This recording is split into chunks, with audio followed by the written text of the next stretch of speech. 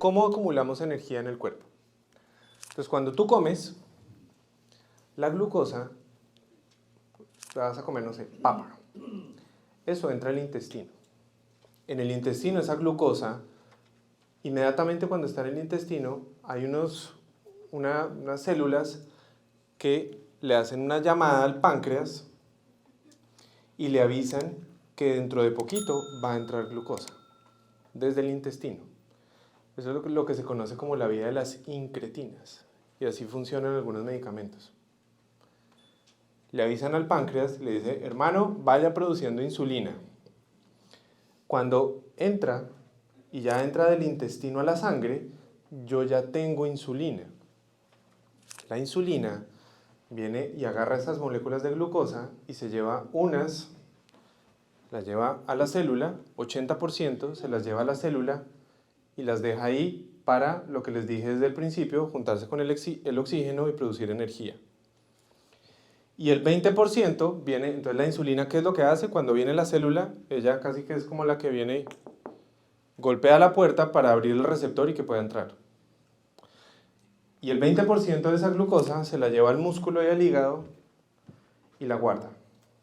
¿Para qué? Para que cuando a ellos se les acabe la glucosa, lo mismo, llaman y piden una transferencia para que el hígado y el músculo les pasen y yo pueda vivir de noche, no esté muriéndome, no me tenga que levantar cada 3 horas, ¿no? Porque dicen, coma que le va a dar hipoglicemia, se me va a desmayar. Y digo, sí, ¿por qué no te desmayas de noche? ¿No? No, nunca he pensado eso. ¿Por qué no se muere de noche?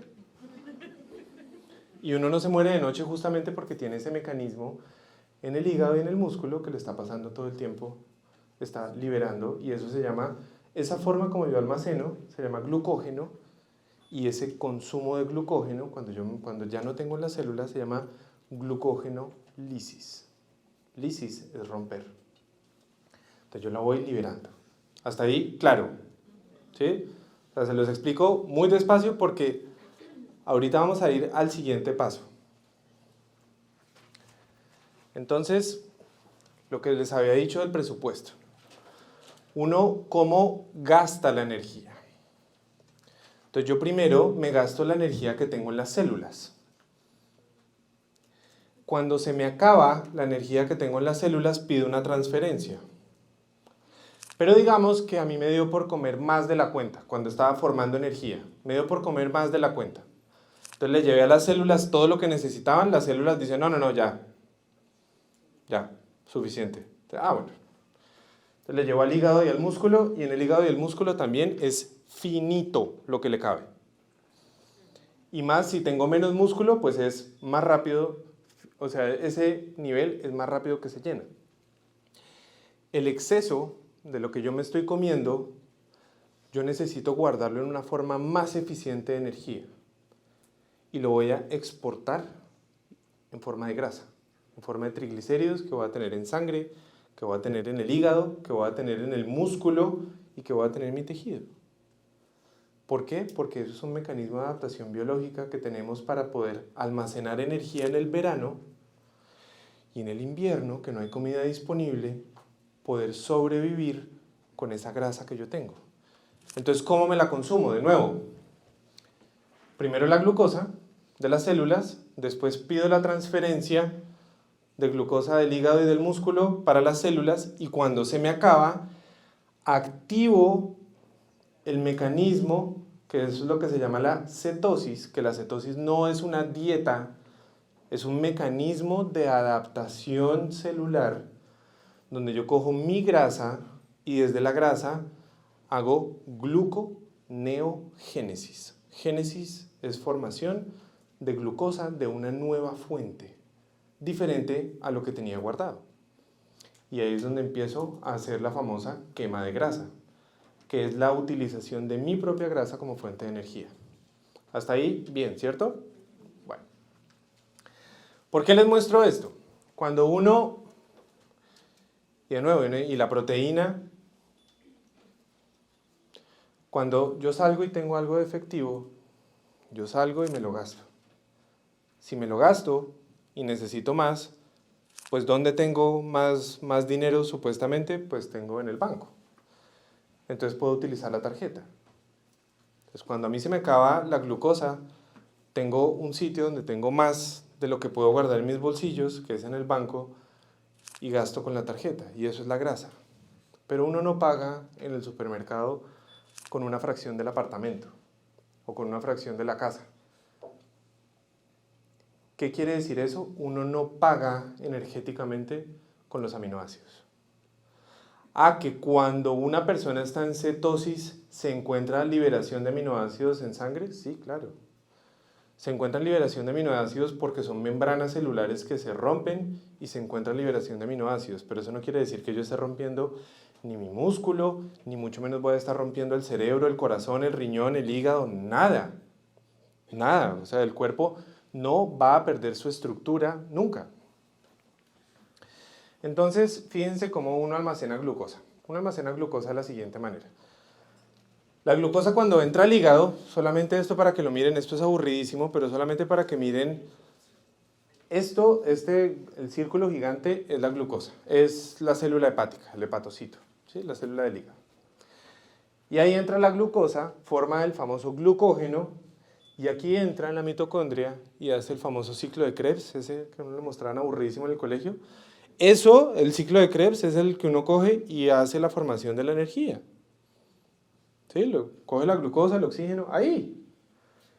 Y lo que le sobra lo exporta en triglicéridos y esos triglicéridos están envueltos en una proteína que se llama el VLDL, que lo han visto cuando les toman un perfil lipídico. ¿Qué quiere decir el VLDL? Es la proteína que transporta esto. Y ahí hace estímulos sobre la insulina, porque la insulina fue la que la metió, y él le manda una señal al cerebro por parte de otra hormona que se llama la leptina, que uno la produce en la célula grasa, y le dice, por favor, para de comer que estamos procesando todo esto. ¿Listo?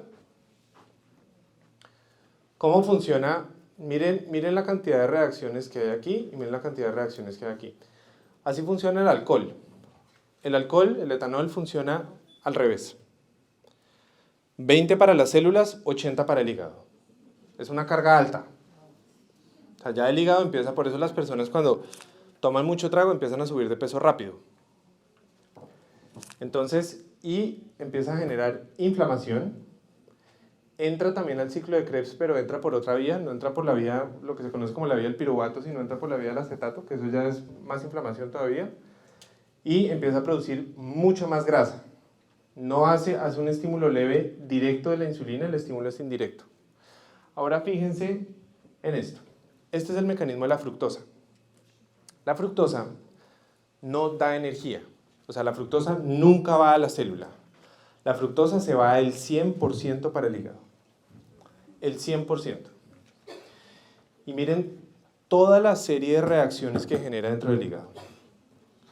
Incluido la producción de ácido úrico, que cuando sale de la célula es altamente inflamatorio, altamente oxidante, disminuye la producción de óxido nítrico. Todo esto son reacciones inflamatorias. Todo esto, la producción de grasa que va a generar es mucho más alta y la exportación también. Con una cosa, y es que el estímulo que hace sobre la insulina, para el páncreas la fructosa es invisible. Entonces uno dice, pero buenísimo. Porque además la fructosa entra al hígado sin permiso. O sea, no necesita de la insulina para poder entrar. Entra derecho. Pero el problema es que la estimulación de la insulina es solamente por inflamación. O sea, es secundaria por inflamación. Y lo otro que hace la fructosa es que la fructosa no hace elevación de la leptina. Entonces por eso uno puede tomar 1, 2, 3, 4 jugos de naranja y ni idea. Por eso uno puede comer helado después de estar lleno, ¿sí? Como si fuera otro órgano. Sí, uno puede, pero uno no se llena, pero uno se come una naranja y sí se llena. Porque la fibra hace el estímulo de la glucosa y hace el estímulo de la leptina, la fructosa no. Entonces ahí es donde está la diferencia. Pero ¿qué tiene que ver todo esto y por qué les muestro todo esto? Si ustedes se dan cuenta, estos son mecanismos dentro de la célula. dentro de la célula. ¿Qué nos dice la endocrinología que yo aprendí y la que seguramente aprendieron aquí todos? Nos dice que este receptor, que es el receptor de la glucosa, el receptor GLUT, que es como la puerta, entonces todo este salón es una célula y el receptor es allá la puerta de la entrada. Entonces lo que nos dicen es que el receptor, la insulina, o sea, uno come y la insulina empieza a producirse, empieza a inflamar el receptor, empieza como a inflamar la puerta. Y la inflama, la inflama, la inflama, la inflama al punto en que la puerta se daña. Y nunca puede entrar la glucosa a la célula. Como nunca puede entrar, la glucosa se almacena por fuera de la célula. Por eso yo encuentro la glucosa elevada en sangre. Y como la encuentro elevada en sangre, mi páncreas dice, no, hay que producir más insulina. Y empieza a producir mucho más, pero hay resistencia porque la puerta me está generando resistencia. Suena bastante lógico, ¿o no? Pero si nunca entra a la célula, ¿cómo pasa esto? Y ahí es donde está todo. ¿Qué pasa si lo que ocurre es que entra y entra y entra y entra y entra y entra al punto que entra tanta gente, tanta glucosa que se llena y se empieza como a desbordar? O sea, el resultado a la larga es el mismo, pero la resistencia no la voy a corregir forzando, porque los medicamentos como la Victoza, ¿han oído hablar de la Victoza? Que es una inyeccioncita que se anda por ahí poniendo un montón de gente para bajar de peso rápidamente y bajan y rebotan tremendo. La Victoza trabaja sobre el mecanismo intestinal, haciendo que esas células intestinales llamen mucho más rápido al páncreas y aumenten la producción de insulina. Entonces, en lo que yo les quiero compartir, ¿qué termina pasando? Yo empiezo a comer y empiezo a comer mal y empiezo a comer muy seguido y empiezo a comer un exceso de carbohidratos para producir un exceso de la cantidad de glucosa que estoy comiendo y empiezo a llenar y a llenar y a llenar y a llenar y a llenar y a llenar al punto en que ya no hay más capacidad intracelular y después de que no hay más capacidad intracelular, mi cuerpo sigue produciendo más insulina, más insulina, más insulina, más insulina, pero ya sencillamente es tanto el mecanismo que no cabe. Y esto es lo que explica además por qué los pacientes con diabetes tienen hígado graso. Porque si no, yo no podría explicar el hígado graso. Porque si yo estoy haciendo una exportación grasa es porque la glucosa está dentro de la célula. Ustedes han oído hablar de la diabetes tipo 1, ¿cierto? La diabetes tipo 1 es cuando el cuerpo no hay insulina. Y si no hay insulina, pues la glucosa nunca entra. Y como nunca entra dentro de la célula, nunca hay la posibilidad de utilizarlo como energía y esa glucosa que se queda por fuera empieza a hacer, obviamente el cuerpo entra en cetosis, porque tiene que empezar a coger la grasa porque no hay de dónde más, pero esa glucosa que se queda por fuera genera acidificación y por eso se llama que entran en cetoacidosis diabética. El mecanismo que propone la endocrinología convencional para la resistencia a la insulina, a la larga dicen que a la célula no le entra la glucosa, pero es como si le dijeran de vez en cuando a una molécula, bueno, está bien, entre. Para que no entre en cetoacidosis, porque lo que proponen ellos es como que hubiera una hambruna interna. Pero que de vez en cuando dejan entrar a un ITA para que produzca energía y no haya cetoacidosis. Pero de nuevo, eso no explica, no podría explicar por qué los pacientes hacen hígado graso. ¿Por qué los pacientes después de eso hacen músculo graso? Y después hacen el tercer mecanismo, que es cuando hacen páncreas graso. Que el páncreas graso es exactamente lo mismo, pero es cuando empieza a entrar en la falla de la producción de insulina, que eso ya es el último mecanismo de la diabetes tipo 2. Entonces, ¿cómo se le llama a algo que no tiene ningún efecto benéfico en el cuerpo, pero que solamente el cuerpo lo puede procesar? Solamente el hígado, perdón, lo puede procesar, es lo que se conoce como un veneno. ¿Sí? Entonces, esa fracción de la fructosa, eso no quiere decir que la fruta sea mala. Y hay mucha gente, especialmente en el mundo del keto, que dicen que la fruta es mala, y que la fruta es mala, y que la fruta es mala, y que la fruta te engorda, y que la fruta todo eso no es verdad. Cuando tú comes fruta, helado, papa, yuca, y te la pasas comiendo eso, y no comes suficiente proteína, y no comes suficiente grasa, no lo equilibras bien, pues el problema no es la fruta, el problema es que no estás equilibrando bien tus nutrientes, punto.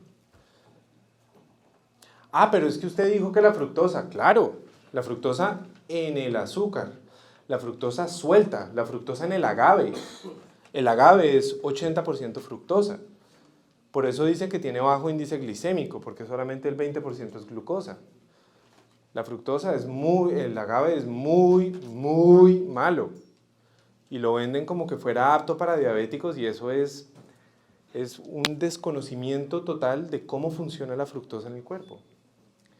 Entonces, de nuevo, es un tema de entender el balance. Que yo puedo consumir azúcar de vez en cuando y eso puede vivir dentro de una sana alimentación, por supuesto. Por supuesto. Pero ¿y si yo tengo diabetes? No, si tienes diabetes ya te gastaste los cartuchos desde antes. Tienes que tener un tiempo en el que tienes que parar, o si tienes resistencia a la insulina, o si quieres, pues tienes que permitirle a esa glucosa, primero te tienes que consumir en la que estás hasta aquí inundado. Cuando te consumes la que tienes hasta aquí, tienes que permitirle a tu cuerpo consumirle la intracelular. Esa tiene que empezar a salir. Y tienes que permitirle que después empieces a consumirte tu grasa como fuente de energía. La diabetes y la resistencia a la insulina es exactamente lo mismo. Solo que es coger y pasar una raya aquí, como en el parque de diversiones que dicen de aquí para abajo no se montan y de aquí para arriba se montan. Pero es lo mismo. El mecanismo es el mismo, es solamente que decimos por encima de 126 en ayuno es diabetes. Y por encima de 200 después de una carga o en cualquier momento del día es diabetes, punto. Pero en 124, que es resistencia a la insulina, pues es lo mismo. Y el tratamiento y la intervención es la misma. No cambia absolutamente para nada. ¿Es absolutamente clara la diferencia entre cómo yo voy a tratar algo donde creo que está cerrada la puerta y adentro no queda nada, contra y eso hace que se produzca mucha insulina tratando de abrir la puerta y hacer todos los esfuerzos por romper esa puerta, contra que la puerta está crónicamente abierta y esto está tan lleno, lleno, lleno que ya sencillamente no cabe nadie más? En eso, en esa diferencia de la resistencia a la insulina, a mí me ha transformado completamente, o sea, entender eso, y eso me lo enseñó el doctor Jason Fung, cuando fue mi profesor. Y ahí, ¡pah!, se me explotó la cabeza, y ahí empecé a coger otras tendencias, como lo que he aprendido de la masa muscular y lo que he aprendido de esto. Y dije, probemos. Y empezaron a venir los diabéticos y vamos a hacer esto. Y empiezan a mejorarse, empiezan a mejorarse. Y por eso dije, no, pues yo me voy a atrever a escribir un libro, a ver qué pasa. ¿Sí? Y obviamente, de nuevo, a mí no me importa si alguien piensa y dice, pero es que eso va en contra. Mi profe me enseñó que ir en contra no pasa absolutamente nada. Y esa es mi manera de proponer. Yo no estoy intentando convencer a nadie. Te estoy contando lo que he aprendido y lo que me ha funcionado.